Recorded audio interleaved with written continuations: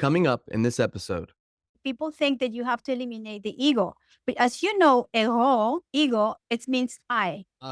And so the only way that we perceive reality is through our own eyes, through our own perception. So you cannot eliminate it. That's a lot of problem with spiritual communities where they have said that we have to have an ego death. And I'm like, so who's going to start seeing? Joel calls it spiritual communism. Is that what you Yes. You are now listening to the Here for the Truth podcast, hosted by Joel Rafidi and Gerasimos. What's up, everybody? Welcome back to the Here for the Truth podcast. I'm Joel Rafidi. Got my co-host Gerasimos with me as always. So grateful that you've tuned in here once again, listening to us. And if you're a new listener, welcome for the very first time. We really, consider and pride ourselves on being kind of like a home base for grounded truth seekers, people who are interested in the pursuit of truth, but not at the cost of their internal world, which really is the birthing place of truth. Who are you? Why are you here? What are you interested in? How can you live more authentically? What is your authentic path? And really bridging that gap between like who you are and what you do, and to me, that's real liberation. That's real freedom when you're living the life that only you can. And that really is the crux of our message, what we're about in many of these conversations as well. And it's very much interwoven into this incredible chat with Monika Bravo, which you're about to hear as well. I really want to shout out at this point in time our membership community, Friends of the Truth. It's just an incredible intersection of so much awesome wisdom and knowledge. I don't know if you want to speak more into that, bro. Well, no, I mean, I love the community that has formed. I love the people that have found us, obviously initially through the podcast. And I think, it mirrors, what the podcast is about. Everything you just said, we're interested in these different conversations. We're interested in things that are more cutting edge or that challenge the status quo. And so, we have these conversations about German new medicine and homeopathy and somatic work and nervous system and astrology and all this stuff and money and Bitcoin, geopolitical things. Like there's just, Bitcoin. And so I feel like, because you and I are curious beings and we're interested in a lot, and like we are doing our best to answer those questions. Who am I? What are my gifts? What do I value? What do I want to bring forth in the world? And so I think it's only natural that we're going to attract people like that as well. Yeah. And so, we don't attract dogmatists. We don't attract people that are like, I found the one truth and this is it. Like people that are really curious and interested about things that I think really matter. Obviously, I think we believe that they matter. And so I love the community. I love the conversations, but most of all, I just love the love and support that's within the container. Yes. And the conversations and the way we communicate. Like it has been almost non-existent for people to just argue with one another. It's like people share their thoughts. Doesn't mean everyone agrees with every single thing. And because we have like 33, 34 topic threads in Telegram, it's like, it's kind of choose your own adventure, like what are you more interested in? And maybe you're going to engage in the relationships channel. Maybe you're going to engage in the nervous system channel. Maybe you love flower essences and homeopathy. You're going to be in that channel. And so, I feel blessed and honored that, we're doing what we're doing and that people are doing what they're doing and our worlds have intersected. And so, for those of you that listen to this podcast, if you're craving community, if you're craving to be seen and to be held and to be inspired and to maybe be challenged at times, in a community of grounded people that are doing their best to do the work and embody who they are and who they were born to be, then, I really think Friends of the Truth is where it's at. Yeah, man. Very well said. And people can join Friends of the Truth at hereforthetruth.com/FOTT. It's currently the biggest bargain on the internet, in my opinion, at $17 a month, which beyond the community, you also get 7 live calls a month now. We are getting close to that 100 member threshold, so that price will increase in the future. But yeah, hereforthetruth.com/FOTT, and just come connect with us, come hang out if you feel the call. Today, we got Monika Bravo in the house, and I just love this human being and everything that she's about, everything that she's weaving together in her life via astrology and understanding the real value of money and Bitcoin and human design and arts. Like it is just an amalgamation of awesome, grounded creativity and a very much so needed voice and a very much so needed conversation, in my opinion. So that's all from us. Here is Monika. Monika Bravo is a multidisciplinary artist, writer, evolutionary astrologer, Bitcoiner, and freedom maximalist whose work weaves together philosophy, psychology, cosmology, and economics into a living synthesis. For over 3 decades, she's created large-scale public art installations around the world while exploring the deeper questions of value, education, timing, and human evolution. She's the author of The Nature of My Reality and is currently writing The Art of Synthesis, The Architecture of Value. Through her art, writing, and teaching, Monika invites us to embody our own logos and engage more courageously with truth, freedom, and self-knowledge. Monika, welcome to Here for the Truth, my friend. Hi, Joel. How are you, Rasimel? I'm so happy to be here. Oh, it's so happy to have you here. You listen to this podcast, you know how we like to kick this off with first-time guests. We really want to extrapolate your personal hero's journey and just get into the major rites of passage that were the major catalyzing transformational moments in your life that, allow you to be who you are today. Okay. So how long do I have? Yeah. No, Yeah, I know. Okay, so I'm going to start kind of, at the very beginning, I was a very curious child. I was always asking for how things work and many deep questions. I remember many times my father looking at my mother and said, you go, you answer, because I was always like, why is the world full of illusions? Like I have this beautiful story of, my father bought me this balloon. I was probably 4 years old and he tied it up to my finger and I put it outside of the car's window. And I was just fascinated to see how this balloon was like holding the wind. And then all of a sudden she disappeared. And I cried and I said, do not give me balloons anymore because they're like life, full of illusions. And my father stopped the car and I said, what are we going to do? And my mom was like, I don't know. She's your favorite. And so since then, I was always asking big questions. And my father was a thinker. He was always pondering with Jung, like he had an incredible rich library. So when he died at my age 8 and he was 37, that created a very big like vacuum in myself because I did have a very close relationship to him. So I did something that I went to his books and I started to pick up the books that he was reading. He used to underline books. And so it was through like looking at what he was underlying, I felt like I had a connection with him. So long story short, I think that by looking at my dad, I found the answer in myself. But that took an arc. Mm-hmm. Because after he died, I became more like, I don't believe in religion. I don't believe in life. It's all bullshit. Mom take me out of the Catholic school. The nuns say that he went to heaven. I don't see any indication. So I became very like agnostic, like I don't want to know. But I started going to Europe for the summers to practice all the languages that I wanted to learn. And I remember meeting Italians and Greeks that we used to have like long dialogues. I was 13, 14 years old and really getting like, where does things come from? So I started reading, again, my father's books. And then I moved around Europe. I ended up living in Greece for 3 years and it changed everything in me. I was in my very early 20s. And for me, Greece is not Europe, it's not Middle East, it's just Greece. And it brings so much wisdom to what it is now, the Western civilization. So I had to learn Greek because at that time, they did not belong to the European community. They were in the process of. So people spoke Greek. Few people spoke English and French, but if you wanted to eat, you have to speak Greek. So I had like to do a lot of designs, go to the butcher, try to learn the language. It was fun. It was 1988, 89. Wow. A great time to be in Greece. 100%. And then the people, I just learned so much about the mentality and how free the spirit is and how open and dialogue. So I had studied the Greeks, but in school you don't really study. But instead of going back to the books, I just wanted to immerse myself in the culture, and I learned so many things about living in Greece, like little things from the daily life, and it's something that I have always kept with me.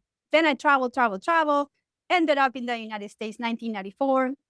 I was still not really connected to my spirit then, because I wanted to make it. I'm a very ambitious woman. I wanted to go to New York and become an artist. So I was like, rat race, 1, 2, 3, 4, like doing the things that you do in New York in order to not just survive, but to thrive. And that happened until I was like my late 30s when I started not to feel okay. And I've been very intuitive. So I started having these dreams of my uterus and my ovaries coming down the hill after me and kind of like persecuting me. So I woke up one day and I said, maybe I should go to the doctor because I've never been to doctors. So I found an acupuncturist and he said, you know what? I think you should start like going in. So I started my whole, cosmology, Taoist cosmology with a Chinese doctor, then my teacher for 12 years. So that's when I started to get in. And this is 2003 until 2015 when I got completely disillusioned with New York and the art world, a lot of disillusion. And now I started planning the escape. So the first escape was getting out of my marriage because it was not working, getting out of the galleries and not knowing where to go, but knowing that if I clean, I leave a space open for what is to come. So 2020, I have a dream in New York, like around May, that said, you have to get out. And I said, where do I go? It says Miami. And I said, but I don't want to drive. I'm not going to drive. You're going to live 5 minutes away from the beach. And I'm like, yeah. So I packed and I came here within 3 weeks. I was here. Wow. That's awesome. Okay, real quickly, I just want to circle back because I know there's so many things in your story, and I'm sure we could talk for hours just about your story and your life experiences. But as someone who has parents that were born and raised in Greece, you had said something that, like, you learned certain things when you were in Greece that stays with you in your day to day. And I'd love to unpack that. Like, what is that? What did you learn living in that culture and being around Greek people that impacted you and like kind of and For how you instance, look at it the was world? interesting being like 20 years old. It's all about sexuality. And what I learned coming from Catholic, everything was a taboo. Oh, like that. And in Greece, with the people that I was engaging, everybody was open, not like open like to the other extreme, but open. It's not something that it's a sin. It's something that you have to like appreciate the body. Like, for instance, I had never done like topless anywhere.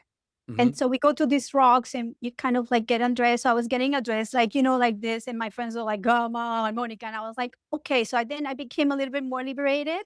And then it was beautiful because it was never sexual. It was more about this is the beauty of the body. We're young people and we're supposed to embrace ourselves as how we are. So sexuality was something that kind of changed because until then I didn't know what like being bisexual was. Not that I like the same sex, but it opened up a lot of things that in Colombia were kind of like that's Taboo. wrong. Yeah, that they were the devil. So there was a lot of stuff like that. The little things. I was like, oh, I didn't think about this. I didn't know you could be like this. So it opened up like another window that I wouldn't have been able to open it up unless, I don't know, I was in a different culture like it was. Yeah.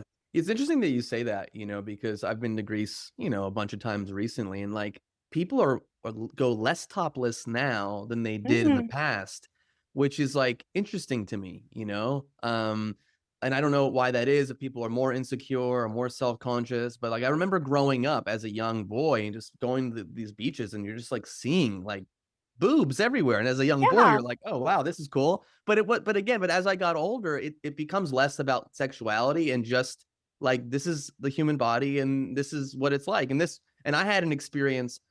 This was about almost 20 years ago. I ended up going to an Osho center in Greece during some travels that I Yeah. had. And I got there and then I met some people and they were like, hey, like, we're going to go to the beach. I'm like, okay, I'll go to the beach with you. And so we were in Lesbos. We go to the beach and we go to the right side of the beach and the people I'm there, we get there and then everyone just gets butt naked. Yes. And I had never, outside of maybe one time drunk, jumping in like this ocean, like to just be butt naked. And I had those initial feelings of like, fuck it, like, let's just do it. And then like after some initial awkwardness, it became this really natural thing. And what I learned, even as someone myself who maybe had a little bit of a sexual bent towards things, Yeah. that I like, it was not sexual. And actually having the clothes on, like It's more seeing was more like, oh, what's underneath there? But when it was just there, I was like, these are just bodies and we're just jumping in the ocean. It was a very interesting like learning for me. It's a lot of hanging things, and I remember my brother came to visit and he, obviously in comparison, he's very prude. So we took him to the beach and then all my friends were like, do you think he would like to go to the nude beach? And I was like, let's go extreme. So he did not take his shorts off. He was like, what's going on? And I was like, I mean, this is it. But it's interesting because it's such a different perspective when you come from such a Catholic country. Oh yeah. Yeah. Yeah. Cool. The Greeks have been very influential in terms of modern sexuality. That's for sure. Yeah, and then they will try to convince me, but they never did that all human beings are bisexual by nature. So there were all these friends, and there were the girls like, give her a kiss. And I was like, I mean, they were very pushy. And I was like, no, I really think that desire is something that you feel in the body. I'm very connected to my body. So I have never had any problem like saying, I don't like. I'm a manifestor. So yes, no, like get out. Something like that. But they were trying to convince me. And I'm like, look, I get it like intellectually, but if the body's not responding, I'm not going to do it just because everybody else says this is cool.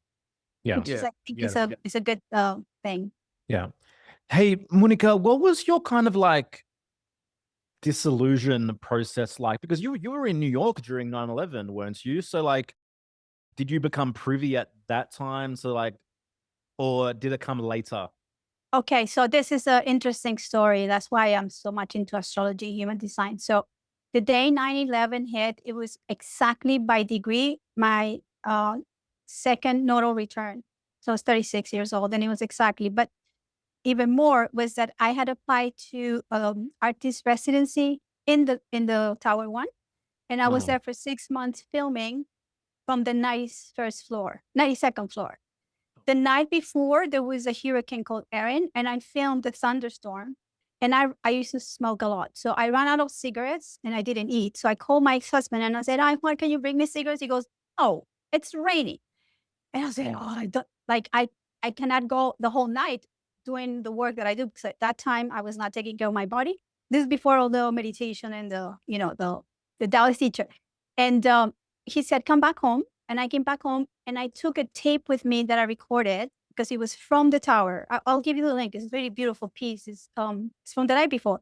And then next morning, we get a phone call from somebody who knew that I had a studio there. And they say, it was in Brooklyn Heights looking at the tower. So this woman asked, is Monika in the house? He said, yes. He goes, turn around, look through the window. So the first tower was already burning. And when he did that, he woke me up and I saw the second plane coming in. And I turned to him and I said, this is a terrorist attack. Let's call everybody right now because this is huge. Because I had lived in Paris during bombs. I grew up in Colombia, violence, so I can detect immediately. And I have this thing, I have the 28 gate as my earth. I know when things are out of control, and I'm the best person to have around when there's like a crisis. I immediately I respond immediately. So I already knew something was big. I organized, I don't know how I did that now that I think about it. I organized a group meeting with everybody who was part of the residency 2 days after in another room that I found out. I called 2 people. And so I knew that this was big and I knew that this was going to change my life, but I didn't know about the astrology yet. Only a few years later, I realized and I changed my life then because I said, this was very close. This was like the plane literally went, I just was not there. Wait, so if you didn't go back to get cigarettes, you were going to stay there all overnight? Yeah, and the artist that died, Michael Richards, he stayed that night and said goodbye to him. It's the last person to see him alive. Wow. Yeah, so it was so it was something, a signal. I'm very intuitive. I'm super, super intuitive. I like some people do a lot of meditation to get intuition. Sometimes I meditate so I can get a little bit more of structure because I am open. Everything comes in and I listen to things and I go. So even, for instance, that day that I called for cigarettes, in a way I was calling somebody to tell me come back. And this is interesting thing. My father died because he went to buy a pack of cigarettes. He ran out of cigarettes. I am alive because I did not have a cigarette. And that year, the year later, I quit smoking. Wow. Did your dad get into an accident or something? Like as he was going to get cigarettes? Yeah, he did a U-turn. He couldn't find the cigarettes and then he crashed. And he died almost immediately. Wow. Thank you for sharing, Monika. So I want to raise something because there's kind of like a faction of conspiracists or truthers that believe that the planes during 9/11 were holograms. But you're saying you physically saw planes, right? Okay, so I saw the planes. I saw one plane. I knew something was wrong a few weeks before because I'm super perceptive. So I used to get there on my bike. And I used to go around and, kind of go around the little plaza. And it was always fun to see like who was coming in, because we were like only 15 artists and everybody else was in suits and, wearing all this, whatever, briefcases. And it was very odd. So I remember always making friends with the guards because they speak Spanish or they speak Greek, whatever. I'm always, hola, woo, like that. So I remember they were changing the label of the building. It was saying 1 WTC, World Trade Center. But then they put a plaque that says, lease to Silverstein, whatever, this guy Silverstein, Larry Silverstein Properties. And I remember turning around saying to the guy, that's not good that this building has the name of a person. Because I know the whole history of the buildings, that they used to belong to the Port Authority, which is like between two governments. New Jersey and New York are the owners, and they lease that land. So I was like, this is weird.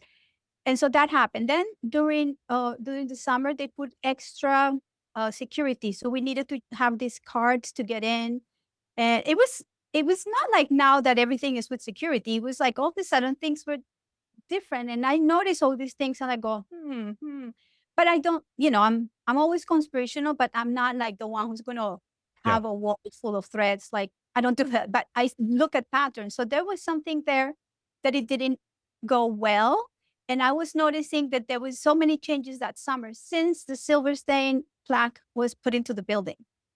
Interesting. Did you said I don't know if you were spending a lot of time there, but did you notice people going in there that looked like they shouldn't be in there, or maybe like extra people that looked like they were doing construction? Because I know obviously there's also the theory that like somehow bombs or detonations might have been put in. So I'm curious. They could have, for instance, that building was built in the early 70s and it was never full occupancy, never. The space that we were giving for artists, it was a space it was given for free to the city for this residency, but it was a crazy place. It was raw as it was built in the 70s. So it didn't have any real ceilings, like those horrible ceilings that people have in offices. They didn't have that. It was just bare. You can see the cables coming down and then, you put a bulb around. It was all stripped. It was concrete. And there were so many offices like that. So people coming in and out through the main elevators, one thing, but there's service elevators. So God only knows, they could have had the time enough to do whatever they did. Oh yeah, absolutely. Interesting. Yeah. Thanks for sharing, Monika. Yeah, obviously this isn't a 9/11 episode, but it was nice to touch on that and get your personal experience in that regards. Yes, it's a conspiracy. Yeah, I think so. I think anyone that like pays attention, I mean, even just within the first few years, but like in the last 20 years, there's just so much information and so many documentaries and so much stuff that highlights. Okay, so the official story doesn't seem like it's truthful. So I saw an object getting into the building. I cannot tell you which brand of the thing. So I saw something coming in. At this point, I know what it was. Got you. It was. There was a violent thing happening. Yeah, got you. If people want more on that, we have an episode with James Corbett, which people can find. Okay, We're great. focused on that. Okay, you're an artist. However, you chose not to formally study art. Can you speak into, I guess, let's begin in the art realm in terms of like education versus indoctrination in that capacity? Okay, so I have the very good blessing that my mom and my grandmother were progressive. Now I'm very pay attention to that word. I didn't understand it, but now I do. So they were both progressive educators in Colombia. My grandmother made the first kindergarten in the 30s. So she didn't want to be a stay mom. I mean, this is 1930s, but she wanted to teach, but she didn't want to teach in any other school, but she wanted to create her school. So she created something based on Montessori. And she was very influenced as well with John Dewey, the pragmatist educator in the United States that ended up being a communist anyway. He's for democracy. Yeah. Yep. So my mom too. And so the interesting thing, my mom had a school, kindergarten, when I was in my very early 2 or 3 years old. And she called the school John Dewey. And it was all about learning through dialogue, about democracy. This is the first time I hear the word democracy right now. I'm like, she's dead right now. I'm like, Mom, I mean, really? Like, you were so socialist, but she was an entrepreneur, my grandmother too. So this is where it's a little bit interesting for me that I had this background of like working for what I want Like, if you want to be happy, you have to do it. That's what she used to say. But at the same time, I have to be able to teach. And she told me this with my grandmother. Whenever you love something with so much passion, learn it so well to the point that you can give it to the people. So she made me work since I was little, because I was always very money oriented. It's like, Mom, I want money. She was like, you got to work this summer. What are you going to teach? And I was like, oh. So she taught me to do that. So education is very much part of my DNA. But the interesting thing is, like, I started studying many things when I was young, because I saw my father was very much of a scholar, and he did study. So he was an economist and he was a lawyer, but he wanted to be a psychiatrist. But my grandfather didn't let him, whatever. So he was reading a lot. And I thought, I don't want to go to university, because at the beginning I was like, okay, I'm going to try to go to something like a technical school. So I did go to fashion school in Europe. And then I did photography, because I wanted to learn, like, things that are actually tactile, that I can do something with my hands. Because I know that I can stay every day reading, which I love, but I didn't want to go to school to keep on reading. I wanted to do something more material. Yeah.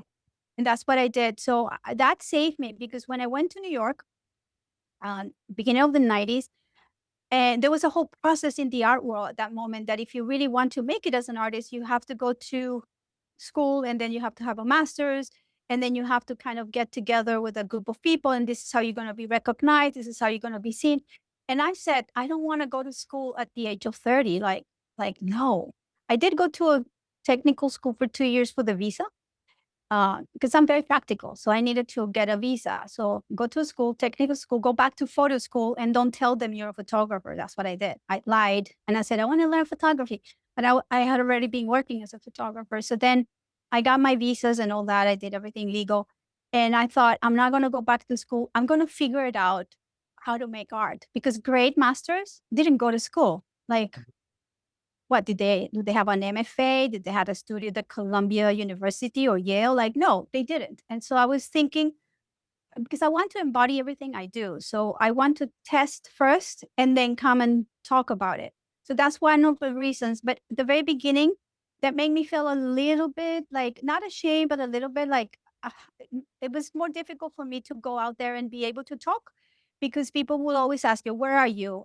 Did you do an MFA? Why not? And so the whole conversation was about what I was missing and not about what I could bring. So I decided to be able to turn it into an asset. And I concentrated on, how can I turn not going to school into an asset as opposed to a liability? And so I focus on that. And in my statements and when I was having studio visits, I will talk very much about how empirical my life is, and how I really need to test things before knowing them.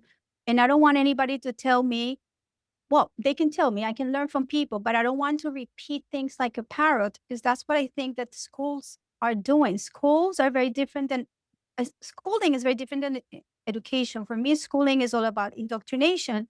And that's why we have such a big problem in society right now, because people are not really speaking from their own truth. They're like mimicking masters or mimicking, I don't know, gurus, whatever. So I think that was something or mimicking communist professors. Exactly. Yes, exactly. And so, I mean, I lost all my communist socialist friends already, because I became very vocal about this. And so they hate my guts, but it's okay. That's part of the payment. Yeah.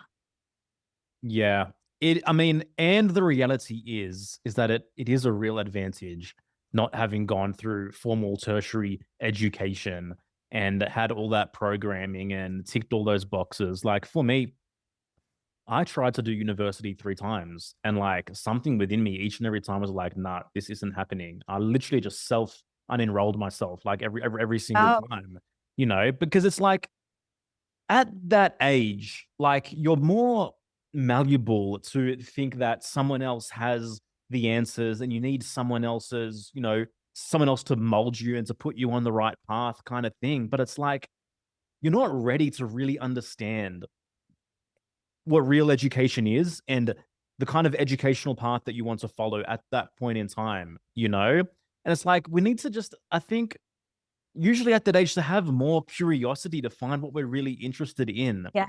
And realize that, like, we can educate ourselves on such a deep level based on the pursuit of our interests without having all this unnecessary bullshit piled 100%. on top of us that just dilutes what we're really interested in, that dilutes our essence, and ultimately like leads us astray from our genuine soul's path.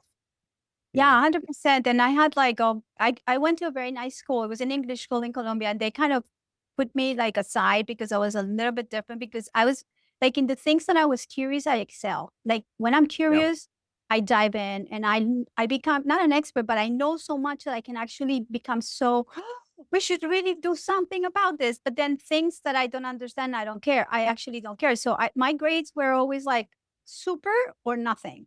And my mom was like, what are we going to do? And I was like, Mom, but this is stupid. She goes like, just try to finish. So another thing that I have to disclose, I was about to finish high school, but I got kicked out of school. So I never got a diploma. Yeah. And then that's why I went to technical school and everything. So even if I wanted to go to university, I kind of like not going to do it because I didn't care about that piece of paper. I think that I'm more educated than anybody who has had like, I don't know how many degrees, because I have studied a lot. Like I'm a self-taught person. I don't know how to call that. I'm always studying new themes. So even the last 5 years, I studied economics, Austrian economics, and I'm studying natural law, common law. Like I'm really going down rabbit holes that are so important right now.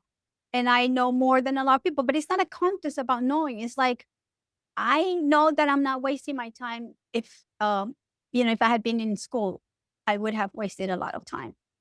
Yeah. I mean, in today's day and age, but even back in the days with the books, but more so now, we have so much at our disposal. Like especially like with AI, as a learning tool, there's so much stuff we can investigate from our phone, from our computer. So if you have the curiosity, which is what schooling beats out of people, because again, I mean, we've talked about this before, but look at any child. Look at a child. They are these curious, beautiful, magical beings that, whether it's through parents or through schooling, like that sense of wonder, that sense of curiosity just gets destroyed and gets pushed deep into a child's unconscious very often, or, a teenager's unconscious. And so, like to have that excitement, I mean, you can learn so much. I mean, people live 50, 60, 80, 100 years. Like how much learning can you put into that? Like that's what's really 100%. cool and exciting. Like I know. And I'm very blessed because my mom, she was of the thought that you got to give opportunities to people to choose what they're curious about. So her school was all based on that.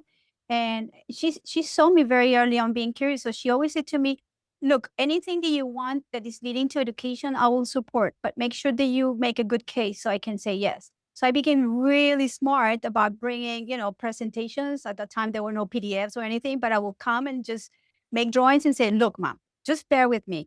She will always say, how much is that going to cost me? I'm like, you see, you're really going to invest in me. So I will just put the whole thing. And then at the end, it's like, all right, who do I make the check to? And I was like, yes. But she taught me how to earn that and make like proposals about how am I going to engage my time with education and then bring something after.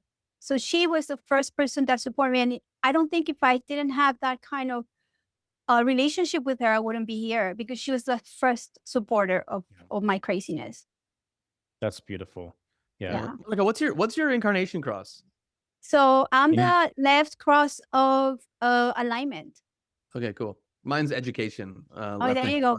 Education. So when you're I have the 45 okay, in the fifth line. So I'm a manifestor, and I have my Venus there. So I'm like, just everything that has to do with value, with education, and money. It's funny because they call it the money line, but it's not really the money line. For me, it's not about money. It's about the resources, about the talents. It's about how I'm going to make use of my sense of value, and then everything else is going to thrive. So yes. For those that don't know, we're talking about human design on another level. I'm left angle cross 14, which is called uncertainty, but it's sometimes called the left angle cross of resources as well. Oh, nice. Beautiful. You guys have the 45 as well, right? The what? Sorry? I don't know if I have the 45 gate. No? I don't know. I don't think I do. No, okay. Yeah, not sure. I have the 214 channel.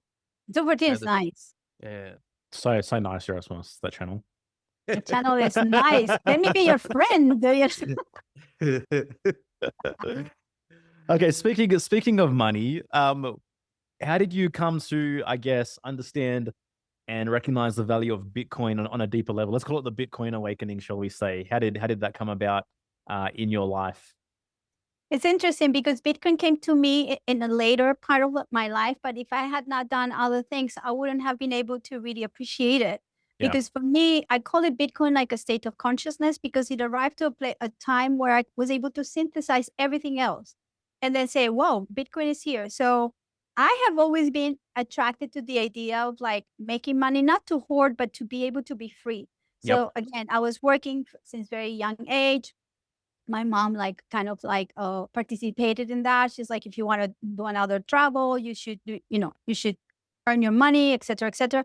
But then, so I never had problem earning money. I was always not even lucky. I was like, I have this manifestation way of doing, like, I want to do this, and I do it with all my heart, and then things come out. 6-2 manifester.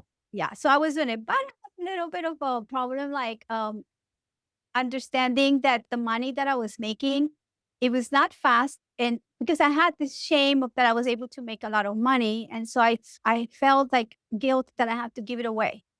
So, remember when all those Kickstarters started happening like 20 years ago, whenever, 15 years ago, I used to just, like, you will send me a Kickstarter, I will give you whatever. Like, yeah, 500. So I was like behaving like a philanthropist. But then I realized that I was not a philanthropist. I was just didn't want to keep that money. It was like, I don't know, it was something crazy. So I've been working with that in the last, let's say 10 years, because life really shows you that the places where you really have to work are the places where you're most vulnerable. And that's where my Chiron is, in the second house in Pisces. So Pisces doesn't have any structure. Second house is about value, and Chiron is the vulnerability. So I had this vulnerability, and for as long as I could remember, I was able to make money, but I was not able to hold it because I didn't have a structure. Pisces doesn't have a structure. And so come 2015, and I get divorced, and I kind of cut everything. I did not make a preparation of like, what am I going to do when I leave the marriage and I leave the galleries? I didn't prepare with any money, because for me, the freedom was more important. So I made a terrible mistake that afterwards led me to, okay, I'm not taking care of my values. And this is when I started getting into the whole idea of like, so what is value and what is money? Why don't we know anything about money? So I started listening to a lot of podcasts. And I think the first person that I listened to was Robert Bridler. And actually, I didn't listen to him. I read stuff that he had written in Medium, because he was talking about time. And so I related to all the his talk about time and zeros and numbers and stuff like that. But I kind of put it aside.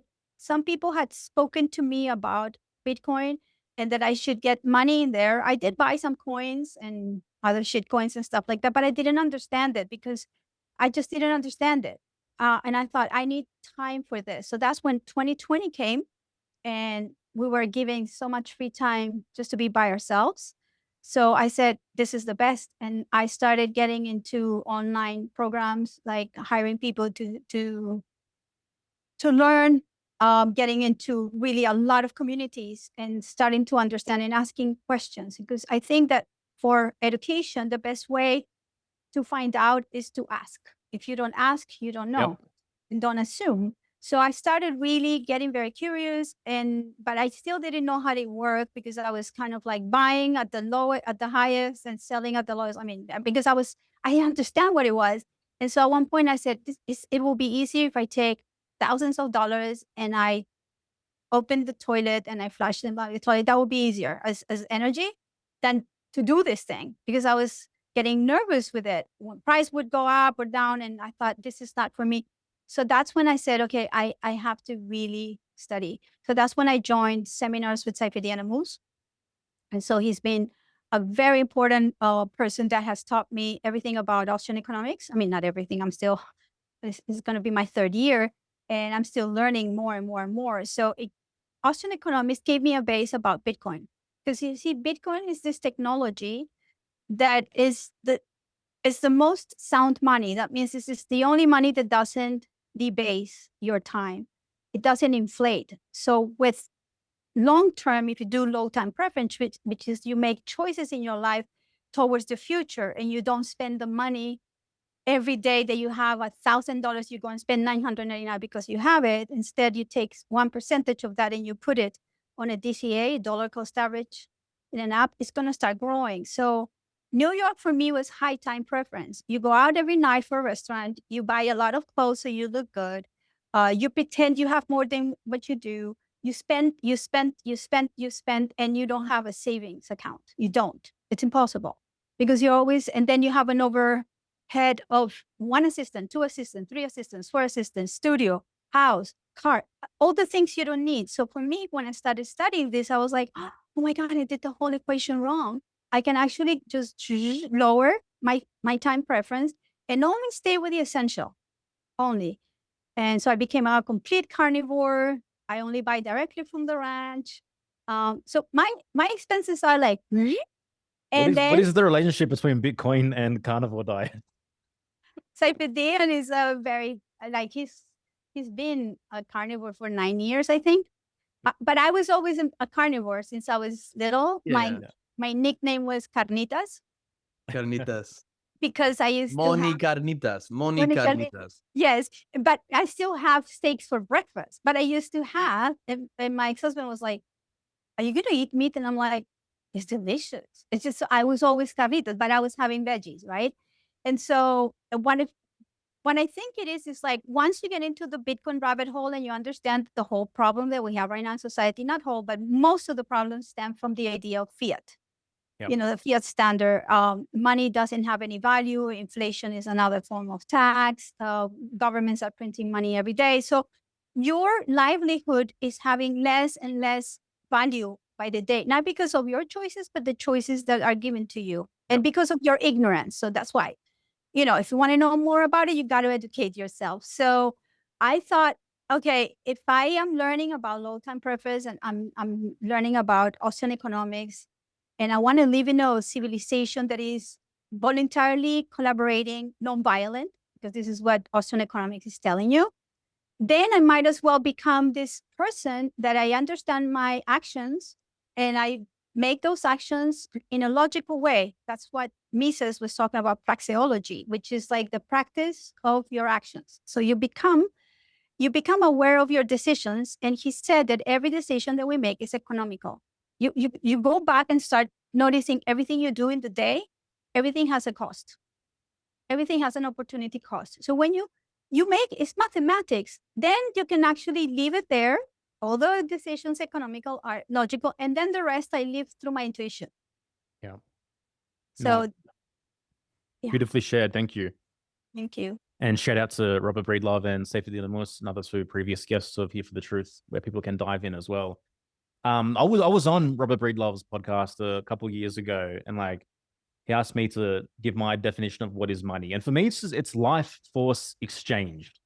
It's the amount of life force you're willing to exchange for anything. And with fiat currency, when we just print money en masse that's backed by nothing, it's not really the value of the dollar that's being diluted. It's the value that's being placed on your life force that's being diluted, and your time. That's right. And I'm with you on that front. That in my experience, Bitcoin is the most sound money that exists, and really the only money that we've ever had that really can be locked away, stored in a time capsule as a form of your life force exchanged, which isn't going to be deflated by the ongoings of culture and of society 100%. and of the world, you know? And I want to add something else that is important that it also made me shift very much. It's like in Catholic countries, you always talk about scarcity of something that is missing. I don't know. I experience more like a Christian country. So I don't have, I wish I had. So we focus our life on all the lacks. And this void keeps on growing, right? And so when I learned that the most, like Bitcoin, because it is scarce, it is valuable, you go like, what? Like, wait, but what is scarcity? Like I used to hate that word, but then I realized that, you know, because it is finite and we only have 21 million, that's what makes it valuable. So then you turn it around, and this is something that Saifuddin wrote in the book. He says that time is also scarce. Why is time scarce? It's because you don't know when you're going to die. So if you take care of your time, your life, with food, with no pharma, with like ecology, nice friends, you know, like you if you really take care of it, you're actually taking care of the most important asset that you have in your life, which is your time on earth. So that's when I was like, oh my God, this is brilliant. Yeah. And you know what the most interesting paradox here is that authentic capitalism is more caring than anything else. Yes. Yet the taboo around capitalism is that it's ruthless and careless and all the rest of all this bullshit indoctrination, right? Whereas it's the complete opposite. Whereas the people that call themselves progressive, it's more regressive than anything else, isn't it? What progress have any of these people made in their lives since having socialist ideologies or whatever it might be? It's like, it's backwards. Well, the thing is this, I think I wrote a small chapter in my book that it says why I'm not a socialist, but a capitalist. Because again, with the history of my mom in the schools, it's like she was thinking very much about collaboration. And I recently wrote an article about Aristotle. And he says, you know, that politics is actually a master art and how we behave collectively. So it's the sum of the behavior of a collective is an art. Now, if you know a little bit about Austrian economics, you know that Mises based human action on Aristotle. But the beautiful thing is that he says, all right, fine, we love the group, but what about our own accountability? So when you put these things together, like you take care of your own finance, you take care of your decisions, then in a group, in collaboration, if you're together with people who actually feel that, you know, being an entrepreneur and putting capital, something is a risk, and it's not like the oligarchs are horrible, like, you know, this, then the whole premise of socialism, all the isms, you start understanding why there's been this, like, I don't know, false ideas and ideologies that are not based on anything that has worked, because not a single socialist / communist country has ever been able to produce any other thing other than poverty and death. Yep. So it's understanding the principles. And I'm one person that I really like to speak about the principles of things. And I really think that principles is like, you know, like the worst is the base. But then integrity is the price that we have individually. We all have a price where we're going to bend. And that's up to every individual to find out where is the price. Now we have morals and ethics, which is the other thing. Those are society. And what happens with socialism is people just like, they get on the, that's not ethical, that's not moral. But they don't even understand that they're not standing on any principle because they don't even have any integrity. Yeah. So that's why I'm called very much like, I have no compassion and I'm very selfish. That's, which I don't think, but anyway. Yeah, no, well said. What's that G. Edward Griffin quote, Erasmus, when he was on our podcast? What's really good for the collective? Well, he was pretty much saying, like, the phrase "the greater good for the greater number." He's for that. He wants the greater good for the greater number, but the way about going that way is the more ideal way is honoring the individual, honoring individual rights, as opposed to through a collectivistic lens. Yeah, because Aristotle says that we are this is in the Declaration of this country, of the Declaration of Independence. Yeah, it's like, it's a pursuit of happiness. Like, you want to do good. You basically want to do good. You want to wake up and do good. Don't kill, don't steal. And I want everyone to be happy and to live their life and do the things they want to do, but I'm not going to sacrifice myself in order for that to happen. So if everyone, again, takes care of themselves, the number one asset, you know, follows their interests, knows themselves, honors their other person, like, that's how healthy communities come together. And that's actually the future of community, because we are social beings. We have to be together, but how are we together? That's the question. And this is the future with Pluto and Aquarius. But in order to understand Aquarius, Uranus, Promethean fire, you have to understand that if you have not achieved your own solar, like your shining, which is the opposite, Leo, you're not going to be able to live in community in peace. And another word that I want to emphasize, and you probably relate to this, is like people think that you have to eliminate the ego. But as you know, ego, it means I. And so the only way that we perceive reality is through our own eyes, through our own perception. So you cannot eliminate it. And I think that that's a lot of problem with spiritual communities, where they have said that we have to have an ego death. And I'm like, so who's going to start seeing? Joel calls it spiritual communism. Is that what you? Yes. ridiculous. It is. But Like, exactly, like we've lost the value of the self, and basically by sacrificing the self, we've sacrificed all healthy relating, period. Because as Erasmus said, if he's just constantly sacrificing himself for everyone else, then what's happening inside him? There's this self-loathing that's developing, and that yes, self-loathing turns into resentment for everyone else. It turns into fuck everybody else. Whereas yes. if you're able to prioritize yourself in a healthy way, wow, you're filling your cup. Wow, there's an overflow. Wow, I'm really able to connect with others and build healthy relations all of a sudden. Yeah, I have a thing because I'm very big on etymology. So obviously, when I hear the word sacrifice, it's Yeah. and so I started thinking, okay, what are the ways to say the word sacrifice in a positive way, in an assertive way? So you bring the word offering, an offering. Yep. You're not chopping your arm Yep. or like, like, and I, because I grew up with my mom. At times, she was very disappointed at whatever we were doing. She was like, "I sacrifice everything for you," and I'm Martyr. like, "No, Martyr. mom, no. You could have gotten married like 3 times. You didn't. So you did an offering for your children, but not like that." So I started kind of changing it, and I noticed that when I use that word, it has a different resonance and a Yep. frequency that is very positive because it opens up space for offering as opposed to like I'm missing something. Same thing with scarcity, like it's just changing the frequency of the words. Well, sacrifice, kind of implicit within it is a lack of choice. It's almost like a forced kind of morality. Like no one really agrees to this, but it's this thing which we all have to abide by.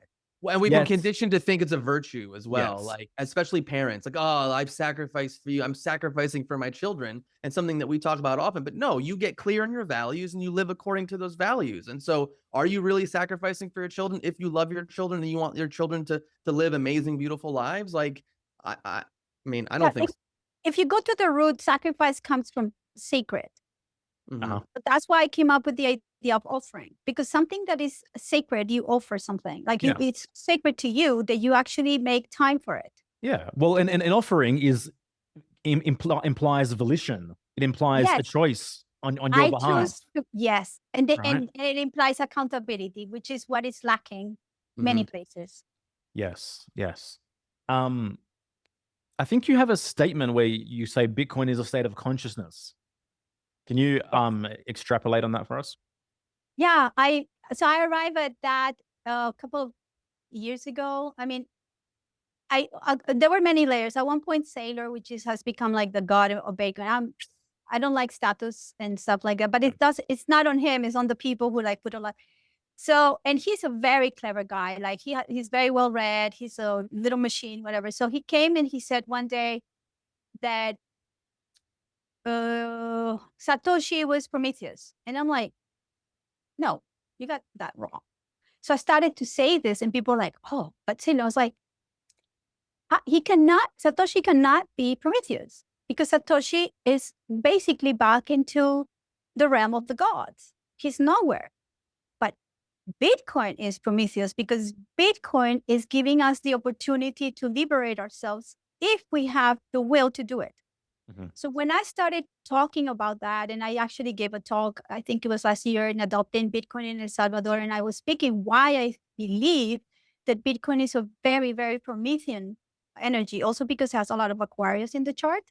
And so, because I do everything with charts. So Are you saying the Bitcoin birth chart has a lot of Aquarius in it? Okay. Yep. Yes. And progress chart this year, the sun, which was in Capricorn, but now it's in Aquarius, is completely Aquarian. So and then it attracts people that are very Aquarian. Everybody that I do charts in Bitcoin, they have something very, very Aquarian. It's all about trauma. It's about like, remember, for me, this is what it is. I believe that in other times, the people who are really very much aligned with Bitcoin, we knew about the society being distorted by overpower, whether we were part of that in wars, whether we did something about it. But now when we came, we saw it and we recognize it as this technology that is, if we really do it right, is going to lead us to the other realm. So there's a kind of memory because Aquarius is about trauma, collective trauma. So I think that the energy of Bitcoin has this collective trauma embedded in the whole, I don't know, genetics of what it is. And then when people align to it, they know that this is a technology that it can actually take us to a better way of living. And because it's mathematical, nobody can corrupt it. Even though right now we have the war, there's always wars in Bitcoin. So we have like the OPSEC, there's wars right now, and I laugh because man is always trying to divide things, the polarity. So, but Bitcoin in itself is that. So I started thinking, what are the levels of consciousness that Bitcoin can give us? So some people are on the level of just financial.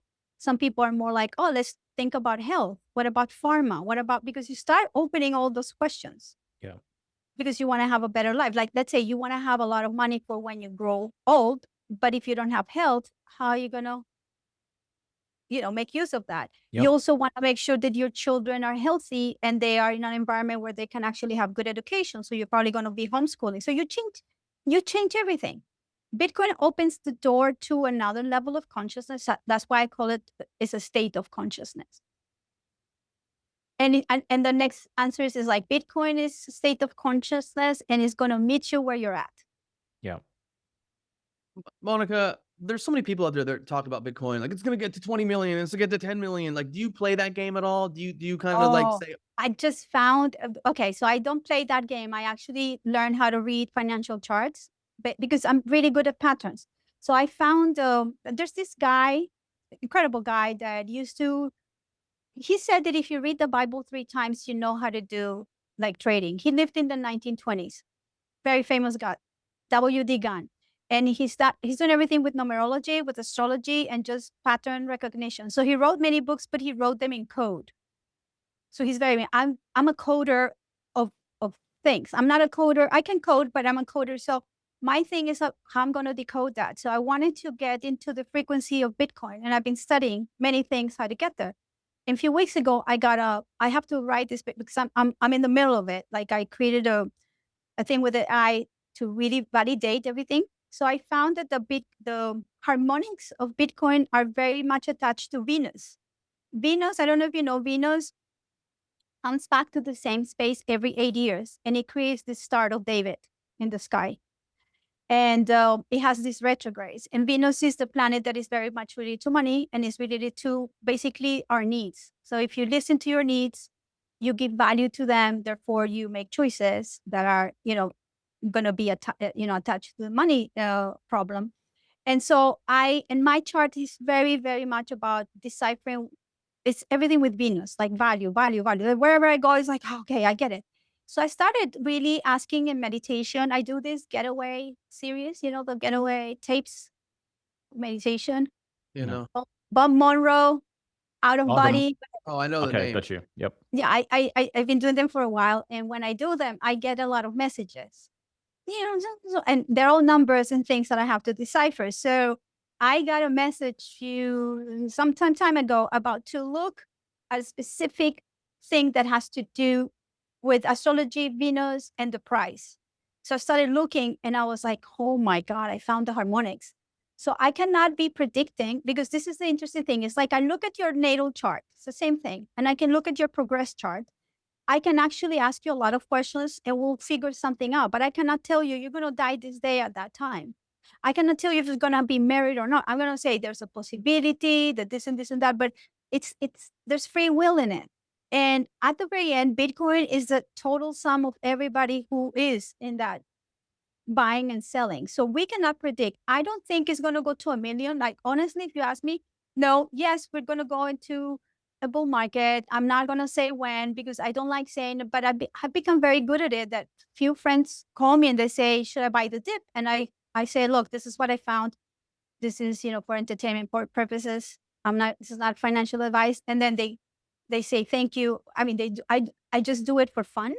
But there's cycles. So if you see, for instance, this is where I think is very important.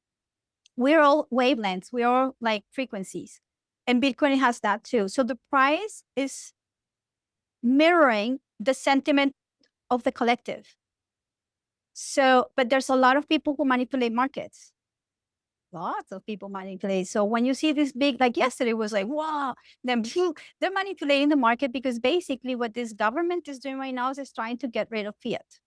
They're doing every possible thing. I think people should really start listening about CBDCs or no CBDC stable coins. They should really get informed and educate themselves financially so they don't get wrecked. But I'm not here for the price. I'm here for It's a bit of a false dichotomy to like measure the price of Bitcoin in fiat anyway. It's like the whole idea is that Bitcoin is the primordial. It's 1 = 1, and that's it. It's the first time we have something that equals itself. Yeah. And then I'm almost all in. I say I am almost because I still work in dollars when I get hired. But what I do is like I figure out a way how to kind of put everything. And so the moment I said I'm going to go all in, it's like, okay, I really trust this, because you have to trust it. But I trust it more than the fiat or anything else. No, thank you.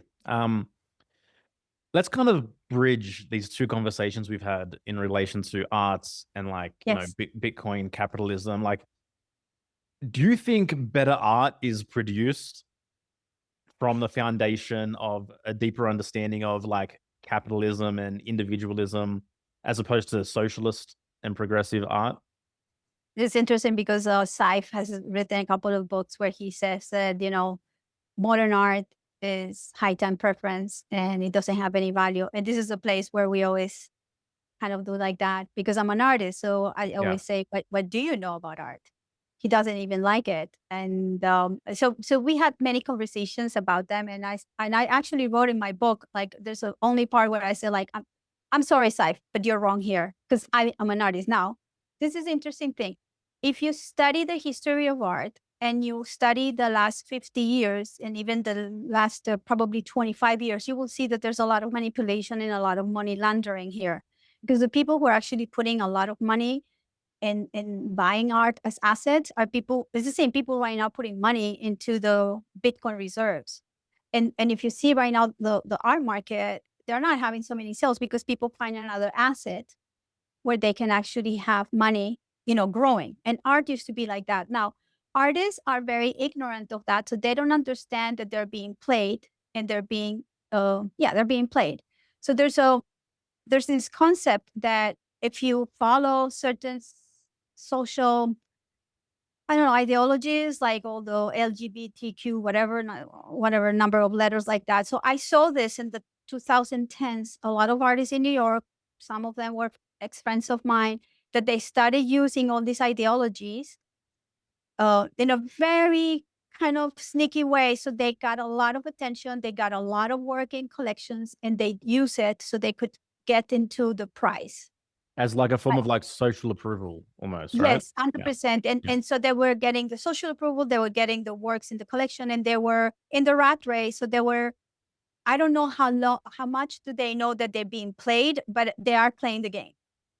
And I noticed that because, you speak to the dealers and they tell you, what I wish you would do more of this and less of that. And I'm like, no, that's not going to happen. So I noticed that I was always asking too many questions. Why can't you produce my work? Why do you want me? And so many dealers started saying at the very end, Monika, either you're very complicated or you should just do your own dealing. You don't need a dealer. So that's when I started saying, oh, this is a red flag here. If I ask too many questions, I asked for contracts. I was probably the only artist that I knew at my time that had a lawyer. I would run everything through my lawyer to make sure that I'm not going to be played and I'm going to be paid on time and all of that. So I think that it's not that they don't care about the money, but they care so much about the social part. And they want to become famous and they want to be part of collections that they forgo everything else. So there is a lot of bad art out there. Yeah. 100%. But I'm not saying that all artists are bad. Yeah, I can't do that generalization. Also because I'm a great artist. So, what kind of art do you do? Like, what's your focus? I mean, I know you've done installations and things of that.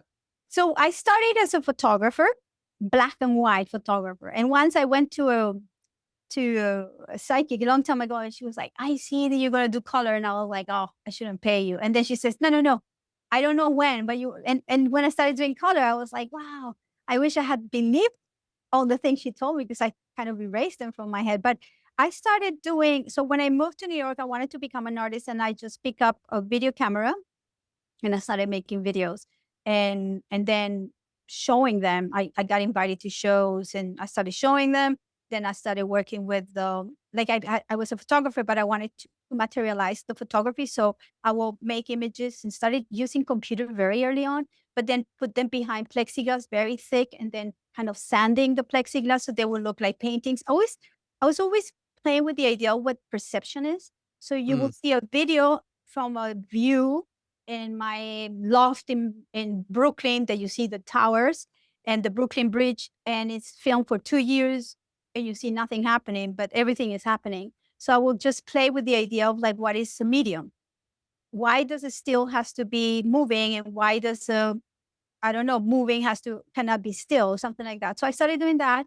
Then I started discovering other things. Computer really changed a lot of what I produced. So I did show a lot in terms of like insight installations. I will create environments. I would say I'll create environments where your perception is changed. And my aim was always to hypnotize the person for a few minutes so they can actually question their own reality. That's what my work was about. Now I started to be asked in the 2010s to do commission work. And I started to see a lot of value in that, because then you have like an entity that is outside of gallery system that asks you to do a proposal. They pay you for the proposals. You have to actually bring the proposal, speak about your proposal, be with some jurors. Like, you have to earn it. It's your own merit. And then when you win it, sometimes you don't, many times you don't, you are giving a large amount of money and then 2 to 3 years to fabricate it. So it's a whole process that is not just like, bring me another thing for this wall. Like, we need a red painting. Like, it's not like that. It's a different. So it gave me the time and the space to consider that I didn't want to work with more dealers, and I just focus on that. So I have a lot of work in airports, subway stations, universities, schools, hospitals, anything that is federal. It's funny, I work for the government. I work for the government with a socialist program that's called 1% per art. I have a few things that happen, but and it's maintained by them. Last piece that I did was for the University of Washington in Seattle, one of the most woke universities in the world. And I was there teasing everybody, like, wow, this is woke central. And then these scholars and everybody was like, why you? And I'm like, wow, this place is fucking woke. And then I said, I only fear one thing. I only fear that these idiots are going to come and destroy the work. 2 weeks later, there was this thing at the university where they couldn't enter where my piece was. It was all over the news because they didn't have the key, but they destroyed the whole building. It was brand new. Kind of knew these people they're idiots. So anyway. I mean, the destruction and violence seems very common in terms of, the fruit of these ideas. There's no doubt about that. Hey, Monika, I want to ask a question. Is it moving away from art? No. Okay, go. No, it's not. It's a question that, I don't know, you may take offense to, you may not, but I'm just curious. You're a Latin woman, and obviously you've come to a certain ideology now, in terms of how or however long you've looked at things in the world. And I know you're anti-woke. Do you think, and I know you've earned your work, but do you think at all being a Latin woman has led to your art career taking off in a certain way as well? Well, very good questions. I don't get any offense. The last projects, I'm sure that was a DEI, that they was saying, oh, let's choose Monika. She can do color. So that's diversity. But then what happened in many of these projects, once they got me after the first interview and we signed the contract, they learned that I'm not welcome.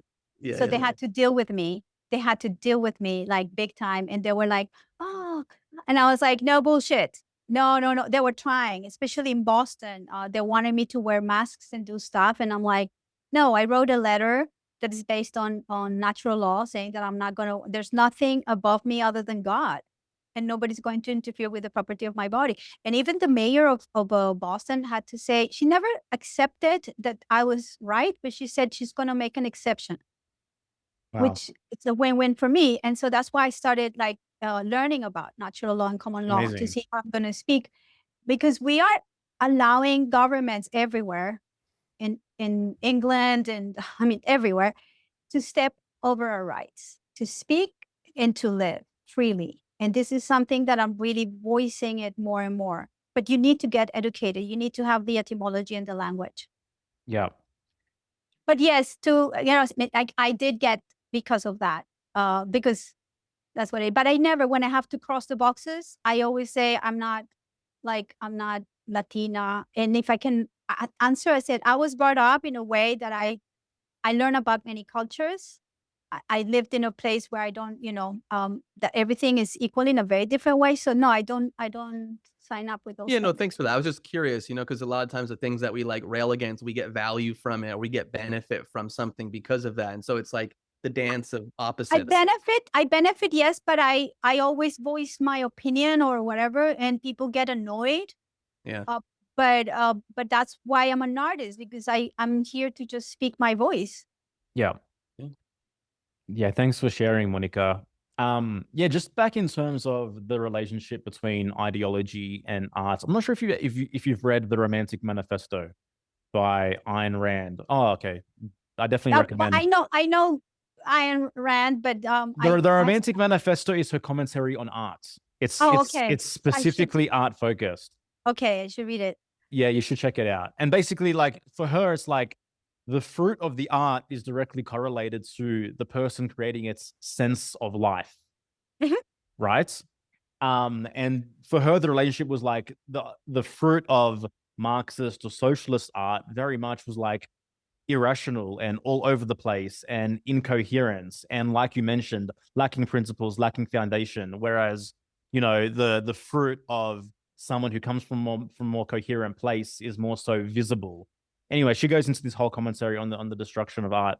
And the other thing I wanted to say was, so I'm currently living in San Miguel de Allende, Mexico, where the roots and the foundations of this place are very much driven by arts. All the artists kind of fled here. I think post World War II or something like that. And as you know, like, the most revered figure in all of Mexican art is Frida Kahlo, right? Yes. Like, she just magnified beyond belief. And like, I didn't know much about Frida, but like, okay, it was cool, Frida. Then I think it was some months ago, I watched the movie Frida, and Salma Hayek was the actress. I had no idea she was a raging Marxist. And like Diego Rivera, her husband, was a raging Marxist. And the Rockefeller mural that they had. The Rockefeller mural, yeah, that's right. And like, she had an affair with Trotsky as well when he came to visit.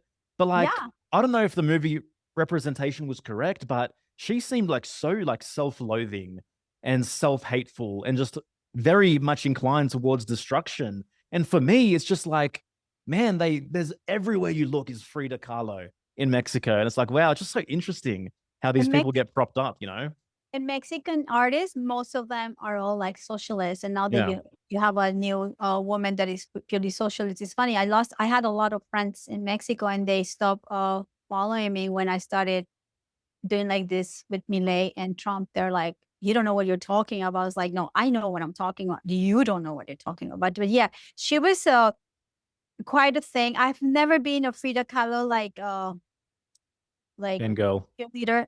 Yeah. No, I don't like what she did. I don't even like her paintings. I don't like when you take your suffering and you carry it that way.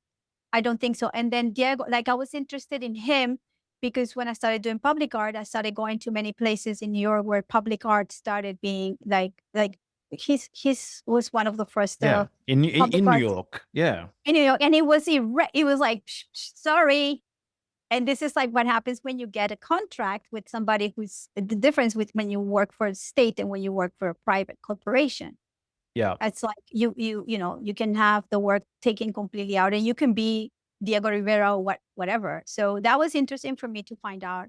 And I went to see if there were any traces. Obviously, they didn't leave any traces, but it was a fun story to read about. Because he wanted to paint a portrait of Lenin in one of the public art pieces in the Rockefeller building. Yeah. But if you see a lot of that art, like Art Deco, there's so many symbology that can go. It can pass as something else. So it's interesting because there was all this period, and many artists actually, I think, all the abstract expressionists, that it is said that they were used by the CIA and the government in order to promote American art, because like the art from the Soviet Union was very figurative. So that's it. Somebody says, I don't really believe that it was a movement that was created to make like I don't know, like a dialogue.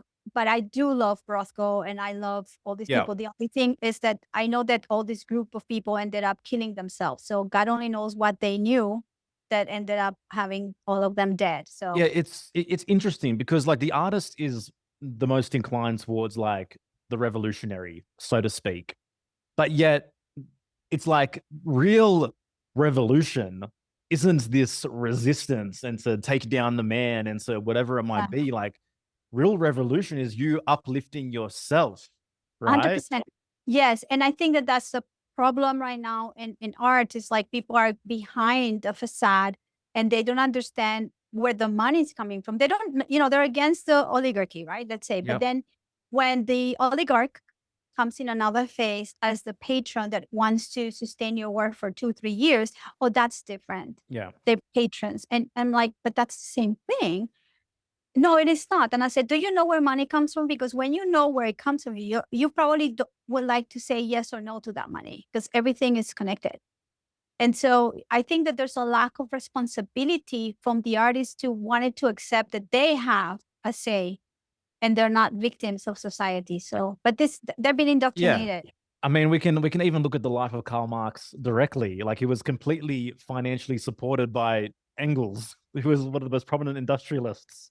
He was a lazy bump that had a lot of opinions, and he was not even famous when he was. I mean, that manifesto was kind of like brought to light later on, and I don't understand why it was a big. I actually think that people who were really ruling the world, like the deep state, kind of use it in a way says this is perfect. We can talk about oppression, and everybody's gonna go, oh, yes, good people. So it's interesting. Yeah, exactly. Because like for me, like whenever like the way that I look at, I guess, the overarching conspiracy from a macro lens is I see it fundamentally as a war on the values of the West. Mhm. And anything that can be weaponized against the primordial values of the West being freedom, independence, capitalism, entrepreneurship, whatever it might be, like you see that. And you see it also in the conditioning where like the West has been so indoctrinated to hate itself, where the Western mind has begun to hate itself, not realizing everything that the West has created, even the very fact that you can have a different opinion. It's beautiful. That's why lately I really went back to the Greeks. I think that, that culture really gave us, and the Greeks brought a lot of wisdom from Egypt as well. So I noticed, Gerasimos, in one picture of something that you have the biogeometry thing. Oh, yeah. I got this, Yeah, I don't know, several years ago. Yeah. So I've studied with Ibrahim Karim. Oh, cool. So I did that. So it's interesting because I love the Egyptian culture where all the occult and everything like that. So there's so many principles there, but the Greeks kind of took it and brought it to the West and start speaking about them in a way that it was more easy to digest. So I think that right now, going back to those main things, like back to the Socratic dialogue, like how can we have conversations? It's not about winning. It's about the new thing that can emerge between 2 people or 3 people when they're speaking. Yep. What is ontology? How things are formed? Plato, so beautiful. How can I try things? Aristotle, like, be empirical about, be your own scientist in your life, be your own subject. And so that's what human design is, isn't it? Yes. But not the people who are like repeating things.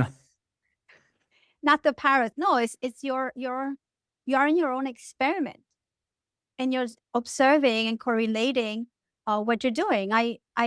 So I have for the last 2 years created many assistants on AI. I'm pro technology since I was little. Like I'm always something new I'm learning, and I decided to, instead of having some assistants, I'm just going to create the assistant. So I have devised ways of learning very fast.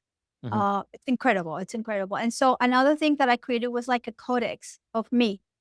Like there's everything about my design, everything, but it's filled with my own. Every day I talk about it. Every day I talk about it. So it's there for me just to have like I don't know, like a surface board or Yeah. to recognize certain things. So it's been incredible. And I gotten very deep with it because I have a sounding board that can remember my insights and can really get what it means. So yeah.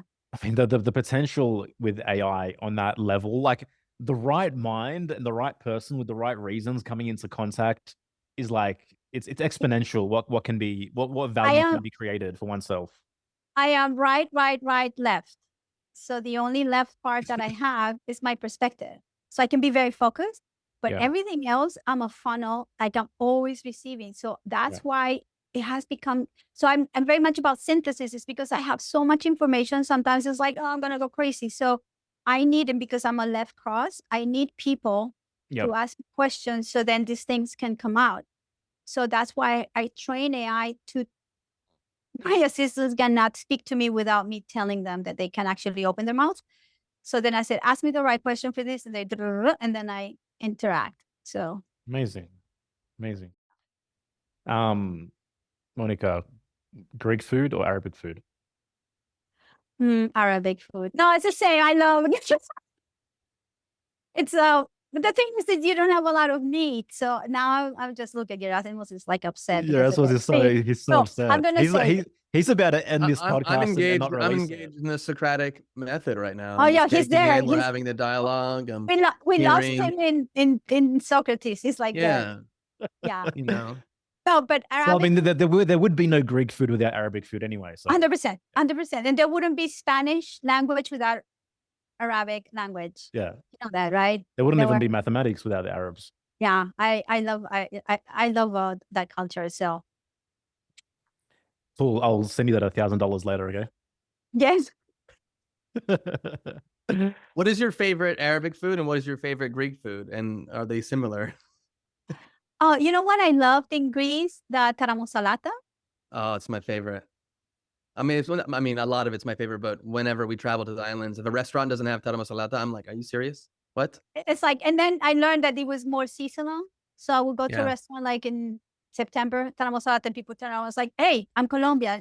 Apo Colombia. So that people were like, okay, she's Colombian. She doesn't understand. And I was like, oh, I understand. I just love the taramosalata. And I also love how different restaurants, like obviously there's traditional, but then they have their own little like twist on it. And so, it's, you're making me hungry for it right now. All the dips, like, tzatziki or anything that you have with yogurt, like Mediterranean food is all about these little tidbits. And it's tapas. so delicious. Yeah, tapas. Yeah. Yeah. A little bit like that. But since I'm a full carnivore, I only eat meat right now. So. Arni, no ligo arni, tros arni. Arni, yes, lamb too. Lamb is delicious. Yeah. No, Greek was the food, the people. I remember the grandmothers were the best. Oh yeah.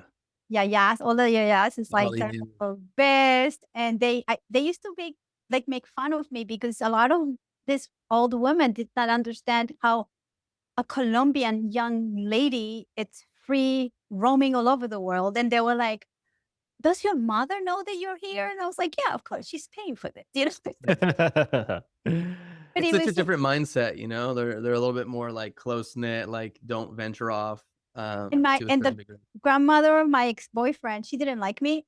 I didn't like her either. We were like between people, and we were like this. And then she would tell me sometimes, you will never become Greek. And I was like, wants to be Greek.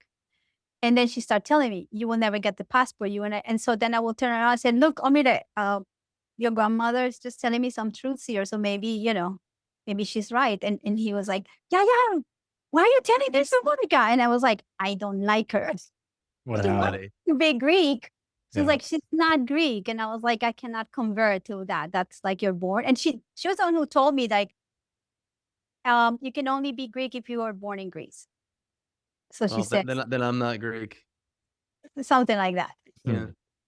Hey, Monika, is there anything that we've left out of the picture here that you feel is like present and wanting to come forth in the last 10 minutes here?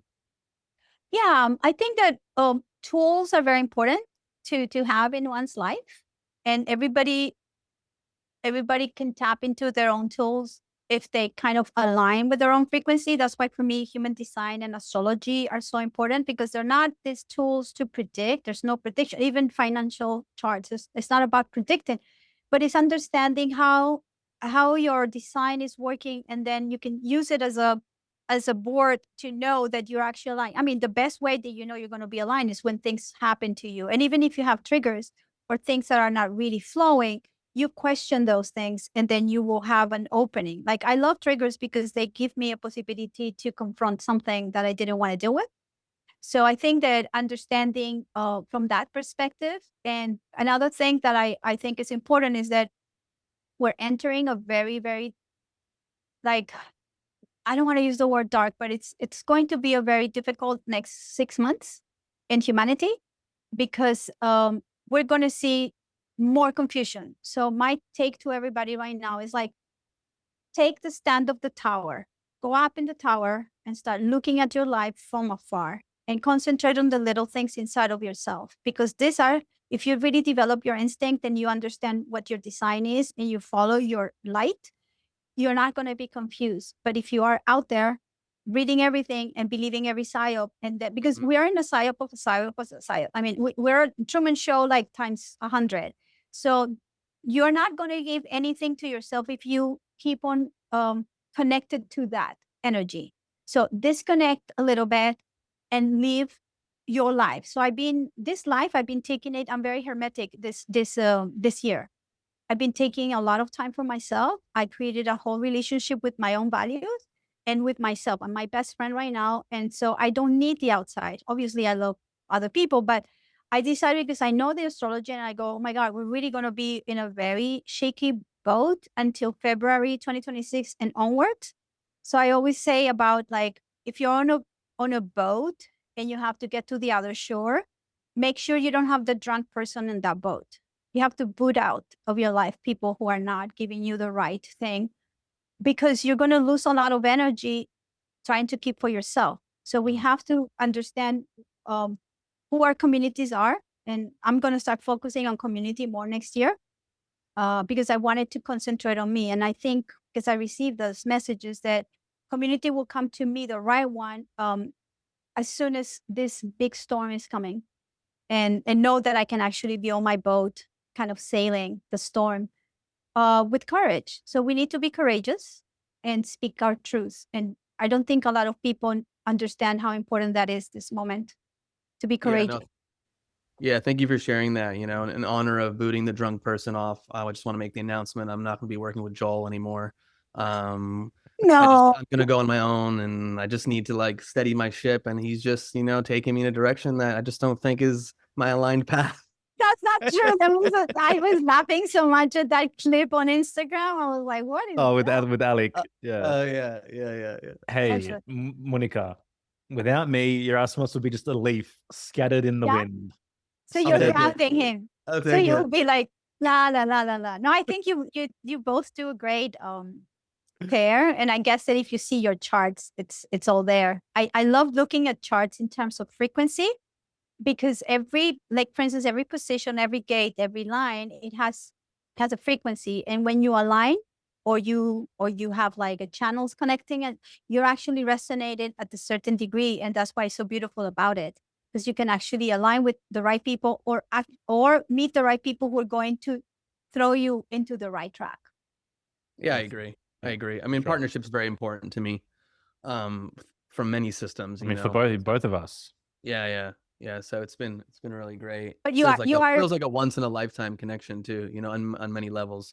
You know, all jokes aside, you know, it's just I feel really blessed and honored to have Joel as a dear friend and a brother and a business partner. I have the deepest respect for him. His backgammon game has been slipping lately, but other than that, you know, he's good. I'll be back. You guys are Pluto in Libra or in Scorpio? I'm Pluto in Scorpio. I was 1990. He's 1980. There's a decade between us. You're 1990? Yep. You're still in the crib? Like, babe. 6'2", Monika. You're getting there. I love it. Yeah, 1990. I get along with millennials. I think I waited until like 10 years ago. And when you guys started waking up, I was like, where have you been all my life? It's just amazing.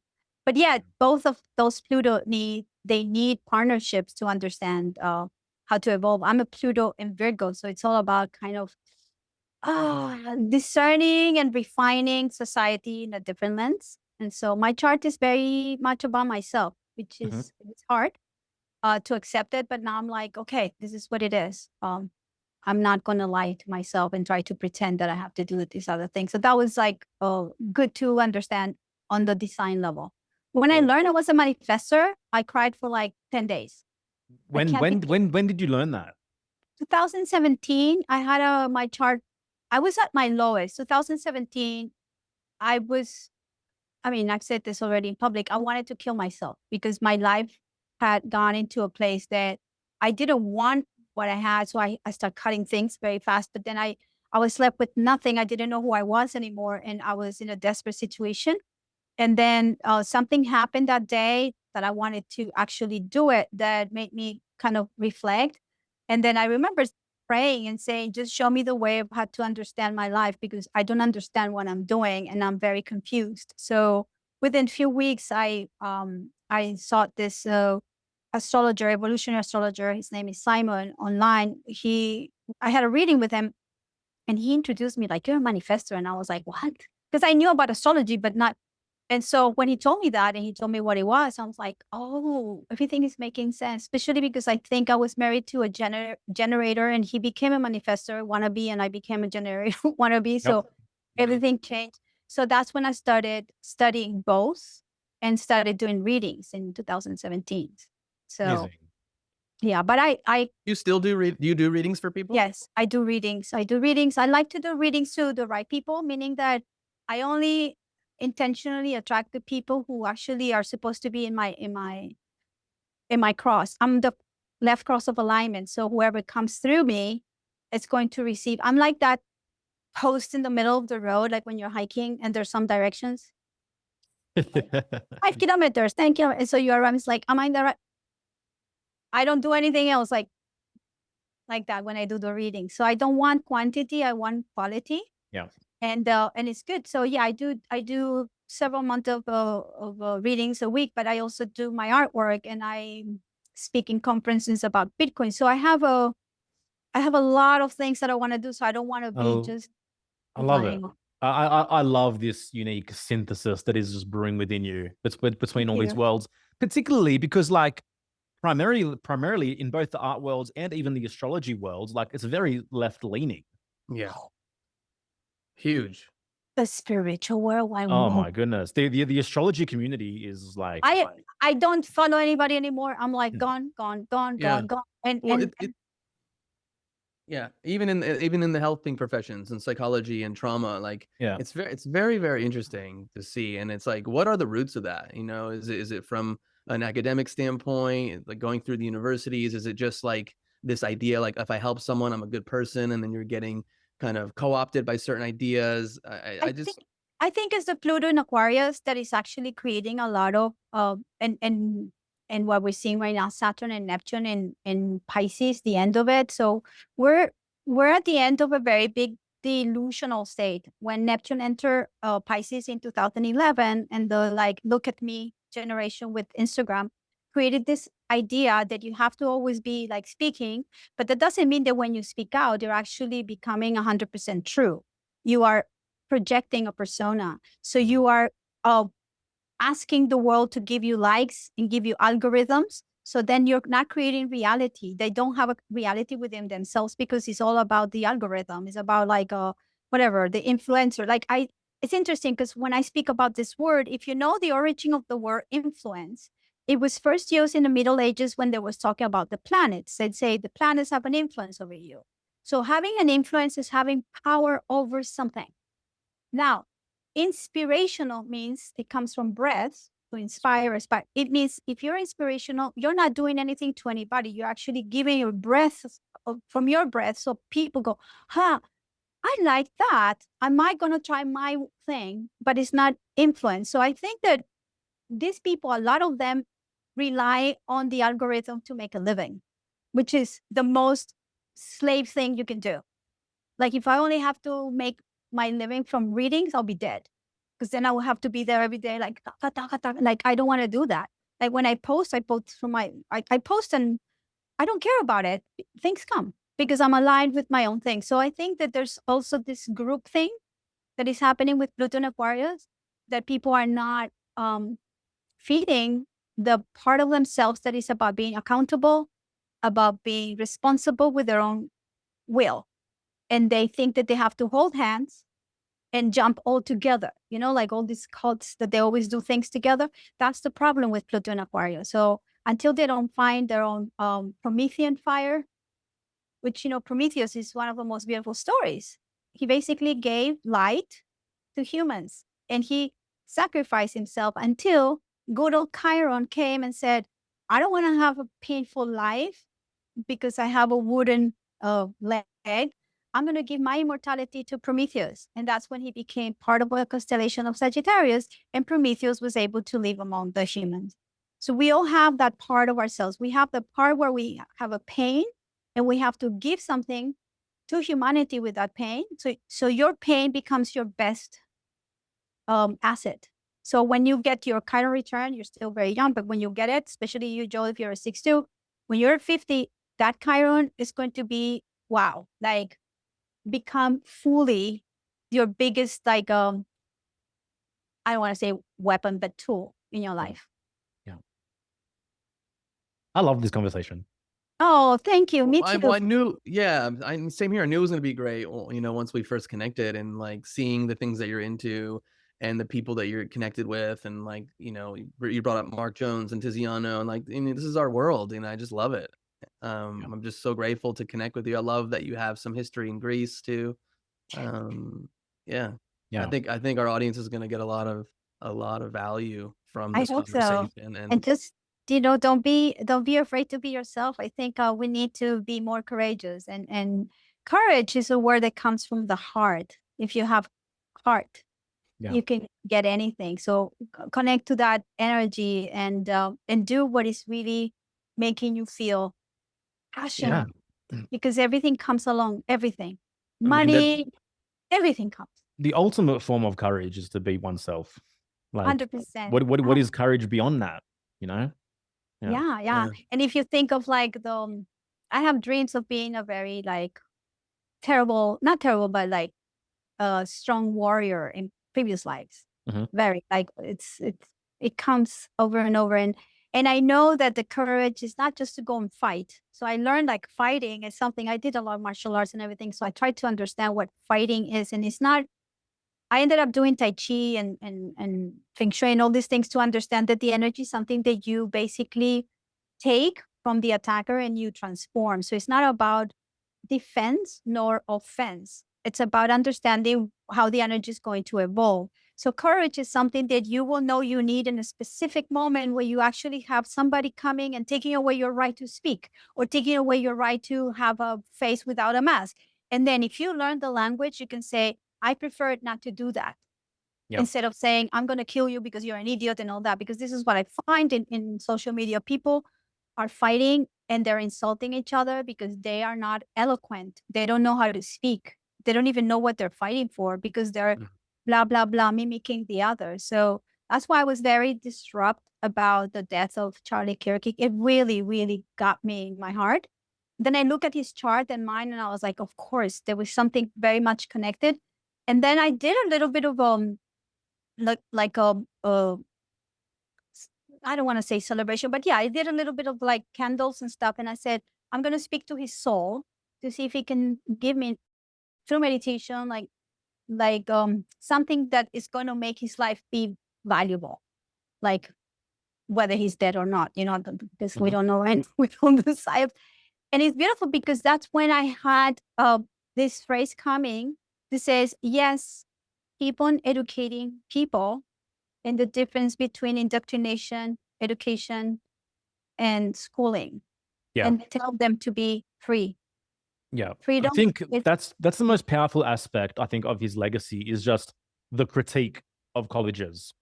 Period. And it's like, are you wasting your life in this place that is just sucking your life force out? Whereas this time could be spent in a much more efficient, valuable manner in terms of the ultimate evolution of your soul.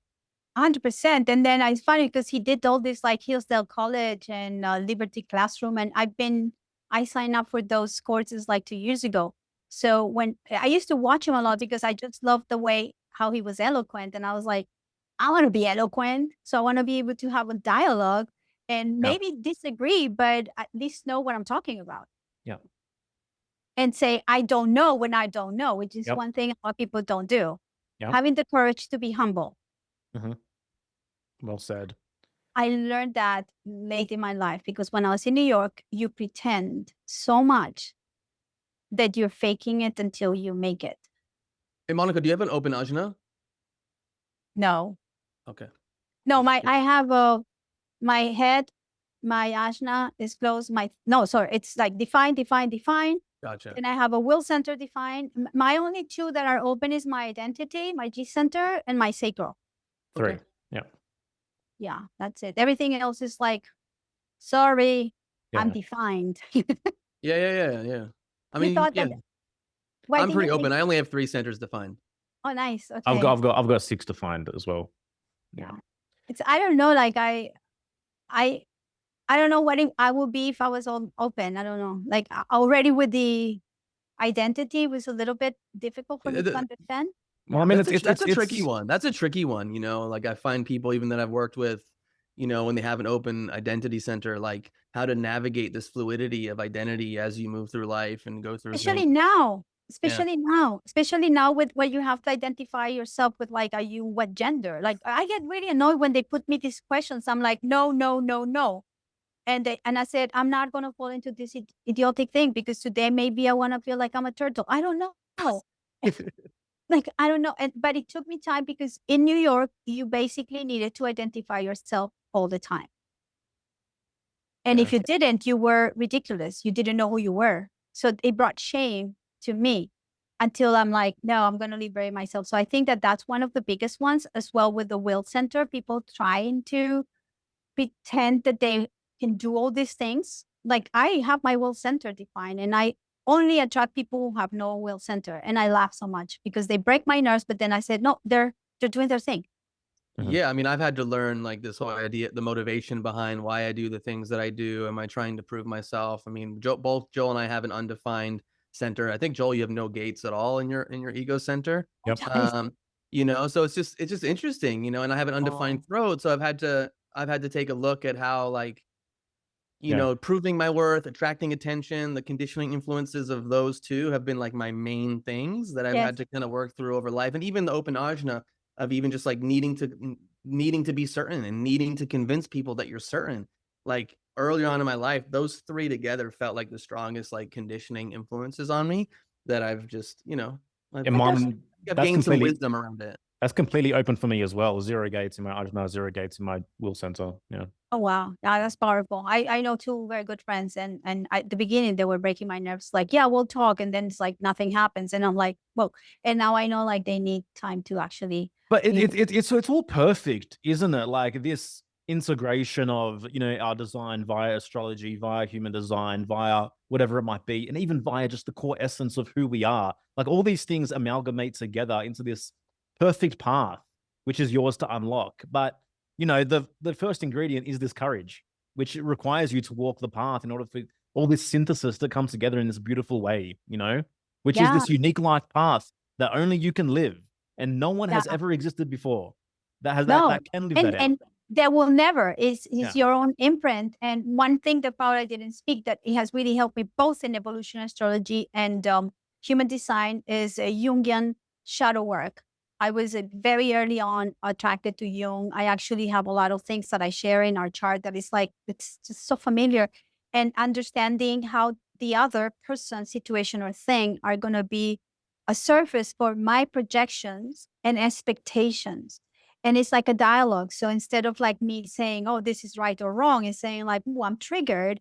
What is it that I'm triggered about that is coming my way to show me another way, like evolution? Because the third way is evolution. That's why we're so much embedded in this third dimension is bringing us a possibility to evolve. If we were in the other dimensions, we wouldn't evolve. So it's very, a very beautiful place to be empirical and make mistakes. Exactly.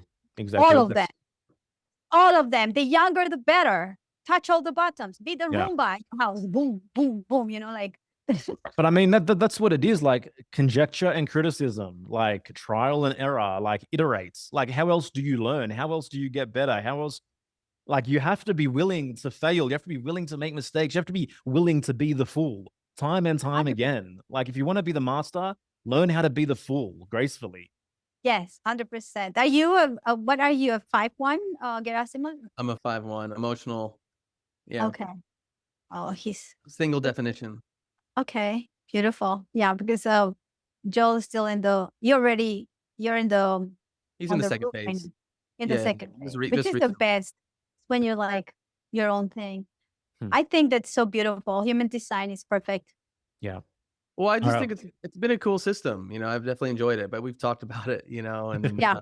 it's definitely allowed me to just, again, something I say often, just stake my flag in the ground even more. Like, you have these intuitions, like, this is who I am, this is what I'm interested in. So what I like about these systems, they mirror back to you, like, okay, all right, this explains why I do this. This explains why this is a gift of mine. This explains why this is a challenge of mine. And it's all these systems. I've gotten something, whether it's a system based on playing cards or numerology or human design or astrology or I value it because self-knowledge is a deep value of mine. It's like probably the highest value. It's the highest. It's the highest. And I agree like that. And I also, for me, like I have few friends right now and I know their charts and it's very interesting because I started accepting people as they are because they are different. Uh-huh. And sometimes like, not having a will center beginning, I was like, oh, like we will do this on Friday. And then Friday came, it's like changing their mind. And I'm like, I say yes and I do it. You know what's interesting? I've got to go completely open will center, but I've got like 6 planets in Capricorn. So it's like, I get shit done, Yeah. Yeah, you do. And because you're that beautiful year with everything in Capricorn is there like, okay, you guys came to get a lot of things done, which is beautiful.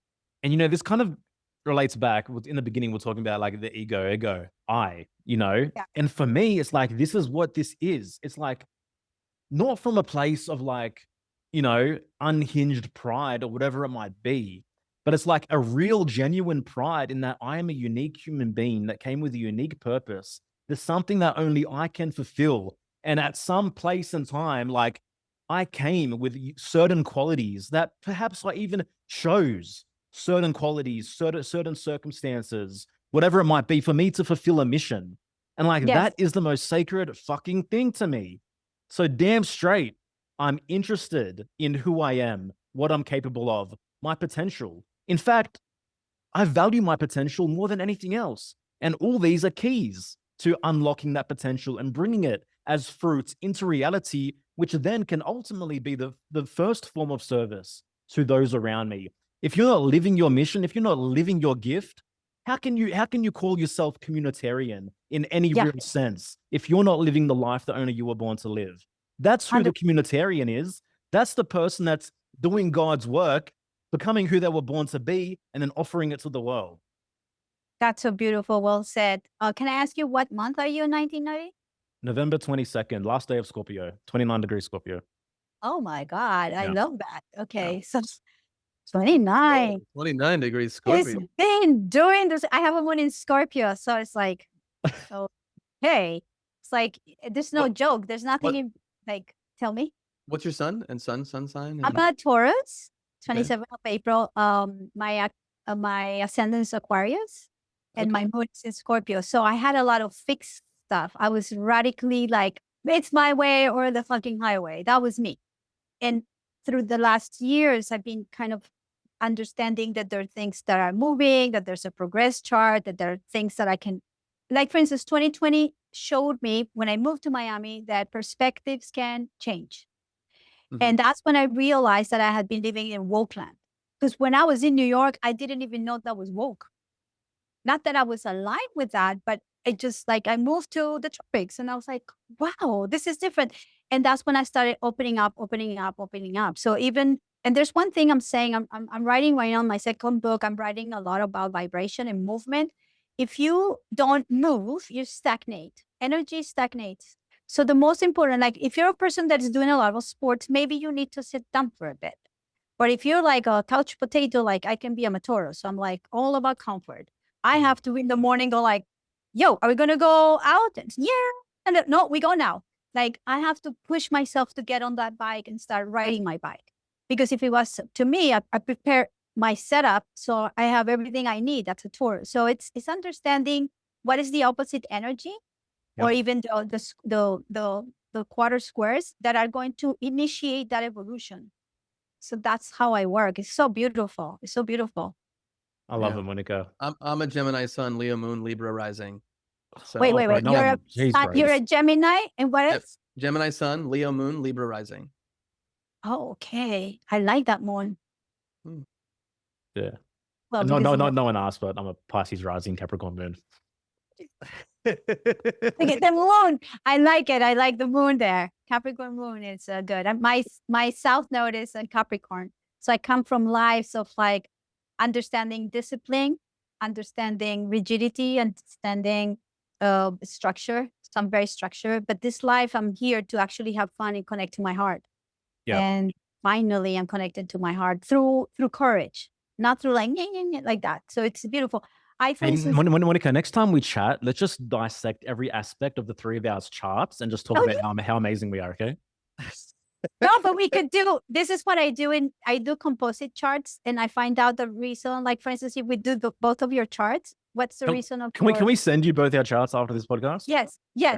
And then like find out what is the real cause of your relationship. Like, what is this relationship? What is this? Like, all the projects that you do, this is the relationship, and then the progression. This is so beautiful that I'm always decoding these things. Yeah, that'd be cool. Awesome. Yeah. Well, real quickly, how can people like find more of your work and like, I don't know, like what offers do you have available at the moment? Like, where do you want to direct our audience, basically? Everywhere. Yeah, everywhere. I'm ambitious. No, first of all, be yourself. When you're yourself and you want to know more about yourself and you want to get a reading, you can go, you can go to my Substack blog spot that is called monikabravo.blog. I can send you some links, and there's everything. You can book me, you can buy my book, you can read my stuff, you can listen to me in other podcasts, Great. So that's where everything is. And then my artwork is there. Everything is there. Great. Yeah, send us that link, and maybe we have it, but send it to us, and then we'll have that in the show notes. And I'm just I love excited. this. I love this too. This feels like this meant to happen. Don't you reckon? And then definitely. One day we'll meet, and I will realize that you guys exist, because we don't know if this is a projection. That's right. We just holograms mirroring back to you who you're. Yeah, like really in the hologram of life. But no, I love it. I actually told Mark last week in my meeting. I said, "Guess what?" And I did it. He was like, "You didn't," and I'm like, "I did." And he says, "I'm excited for you because we're working together." So amazing. Yeah, he's great. I love Mark so much. And I had a text with him several months ago. What do you say? You're welcome, Erasmus. Oh yeah, thank you. I mean, we're gonna play that game, dude. Let's play that game. Because you brought Mark. He found Mark. I think it was through Bernard. Was it Bernard and Laura? Laura Matsu studied under Mark, I'm pretty sure. And then I came across Mark. Then I had a reading with Mark. Then I was like, he needs to be on the podcast. And I loved our episode with him, and we had a really nice session. I'm going to share something. I had a reading with him last year, and because I've been doing my chart for a long time, so my reading was always like, "Oh, I know me, this and this and that." And then he asked me last question. I have just one question for you, and I'm like, oh, because I know he's gonna go. Since you didn't speak in the reading anything about wanting to be together with somebody again intimately, because I divorced and I haven't had a relationship since, voluntarily, because I needed to understand what love was. I did not know, because my chart, I'm all about like merging and then not having boundaries. So I said, God, you're really good, because he spotted where I was not being true or open. So he says, when you're ready, if you're ready, we can work together. And I'm like, I have to think about this. Because this is opening Pandora's box. This is like, so 3 months later, I'm like, I think I'm ready. So we've been working, and it's been amazing, because I've been taking a lot of time to really understand many things that they have been there, but I didn't want to deal with them unless I have somebody that I can integrate it with. Because I think this is it. I mean, I have not done psychedelics. I don't think I ever going to do that thing. Not because it's good or bad. It's just I found another way to integrate my own psyche. Yeah, totally. And it's through this kind of conversations. Yeah. Yeah, I mean, that episode with Mark Jones, for those that want to listen, it's 217. That's one of my favorite conversations. It's Yes. just, yeah. And like astrology readings with Mark are so interesting, aren't they? It's like just a conversation with like, Yes. a friend that knows you, and yet, is trying to prod things out of you. I don't even think we talked that much about my chart. Like we talked a little bit about it, and then I had other things I wanted to talk about, and then he brought some other stuff in. But it's just really nice, really nice. Yeah. Especially at that point in my life, I had taken a break from like working with someone. I was just focusing on their stuff. So just to have someone there to like mirror back and to hold space, and a man to do that too, like Yes. someone Yes. who I really respect and value, was really really cool. Yeah.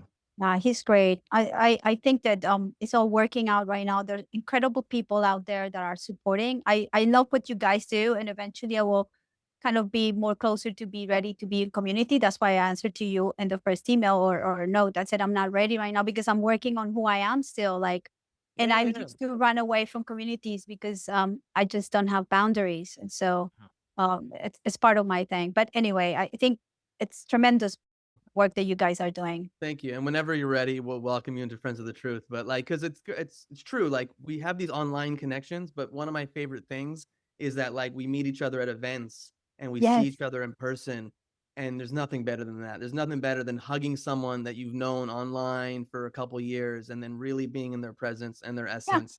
Maybe I'll Yeah. look forward the next time you do something in person and I'll just fly wherever you guys are just to get a hug.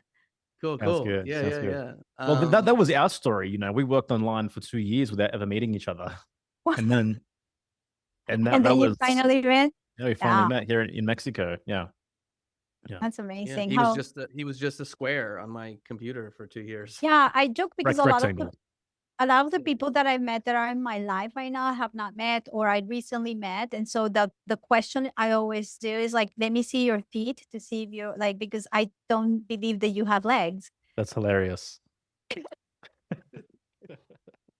And then because I'm so petite, I always go like, oh my God, you're so big. Or let me see your profile because we never see the profiles. So when I meet, I'm like, oh, you look like that. Because it's always this part. Yeah. It's interesting. It's Yeah. interesting.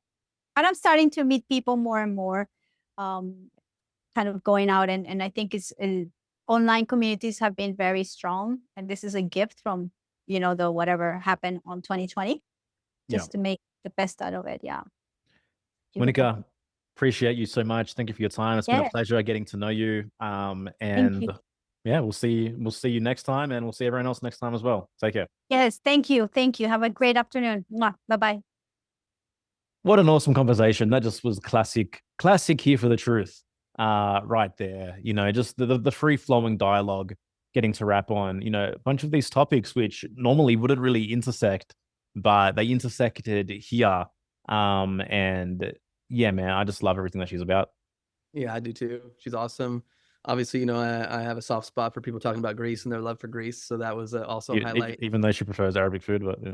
Well, I mean, she kind of, I think she's an emotional authority, so she said that real quickly, and then she kind of had to like maybe take some time to really think about it. So we'll ask her tomorrow and see what her final answer is. Okay. But yeah, it was great. I mean, again, like all the different topics, how they weave together, her passion and her desire to live as someone who goes against the status quo, embodying that manifestor nature in human design as well. And I just loved it. I loved the conversation. It was very inspiring to me.